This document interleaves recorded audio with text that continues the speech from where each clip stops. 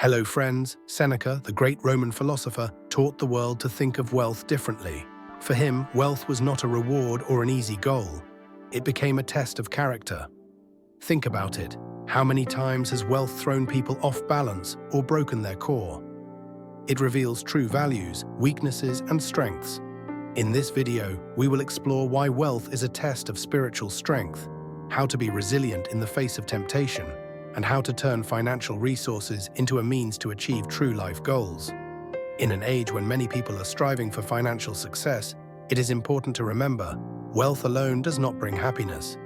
It only emphasizes what is already within us. Want to learn how Seneca and his teachings of Stoicism can help with this? Then stay tuned. 1. Why did Seneca see wealth as a test? For him, it was a reflection of the soul and capabilities of a person. Seneca argued that wealth reveals the hidden mechanisms of our thinking and exposes real values. He wrote, "It is not how rich a man is, but how free he is from the lust for wealth that determines his mental strength." It is the desire to hold or increase wealth that can show how dependent a person is on material things. Consider an example. Imagine an entrepreneur who has achieved great success. Instead of joy, he has a constant worry. What if I lose it all tomorrow? This fear shows how dependent the person is on external factors. Such stories are common. Success is accompanied by crises, loss of direction in life, and aggravation of internal conflicts. What is this if not a test of personal integrity? Tip: try keeping a values diary. Write down what is important to you, what you want to keep, regardless of your income level. This will not only help you keep track of your priorities, but also help you maintain internal balance. 2. How can wealth break character? Seneca said that wealth makes a man a prisoner of his own fears. He becomes hostage not only to the material world, but also to his ego. Wealthy people often feel stressed for fear of losing their gains. An example would be an entrepreneur who, after receiving a large fortune, begins to lose trust in those around him. He fears betrayal, competition, new expenses. As a result, the person finds himself in emotional isolation. It turns into a kind of prison where everything is subordinated to the fear of loss. Tip: internalize the philosophy of minimalism. Try to live in a way that allows you to enjoy simple things without being attached to material goods. Start small. Set aside a day a week to live without unnecessary comforts and evaluate how it affects your inner state. 3. Why can wealth be a blessing? Seneca believed that wealth, managed wisely, becomes an instrument for good deeds.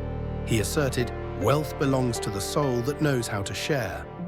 When used to help others, to create something of value, it becomes a force for changing the world for the better.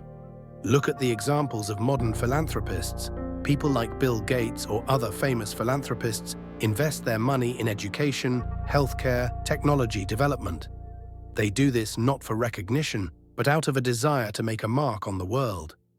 Tip: make a list of charitable causes you'd like to support. Even small steps, donating, volunteering, will help you feel the power of wealth as a tool for good. It will strengthen your connection to the world and show you that money is just a means. 4. How to maintain inner harmony in wealth. Seneca taught that wealth is not an external circumstance, but an inner state. He wrote that true wealth is the ability to be content with little. Only those who are content with what they have are truly free. Take the example of people who remain humble despite their achievements. These are the ones who, having found success, do not lose touch with their roots. Remember what makes them happy. They live with the realization that material things are temporary and spiritual things are eternal. Tip: start practicing daily gratitude. Each day, write down 3 things you are grateful for. This will help you realize that true happiness is found in simple joys. 5. So what is the most important thing? Wealth is a mirror that reflects our priorities and weaknesses. Seneca said, "It is not wealth that spoils people, but their weaknesses revealed by wealth." So it is important to remember, money is neutral, and it is up to us to determine what value we place on it. Ask yourself, which of your decisions are driven by values and which are driven by a desire to meet the expectations of others? For example, buying an expensive item. Do you need it, or is it a way to prove something to others? Tip: Ask yourself more often the question, why am I doing this? This is an easy way to stay true to your principles and not be influenced by the outside world. Conclusion: wealth is neither an enemy nor a friend. It is a tool that tests us, exposes our inner state, and helps us grow if we approach it correctly. It reveals everything: weaknesses, ambitions, fears, and strengths.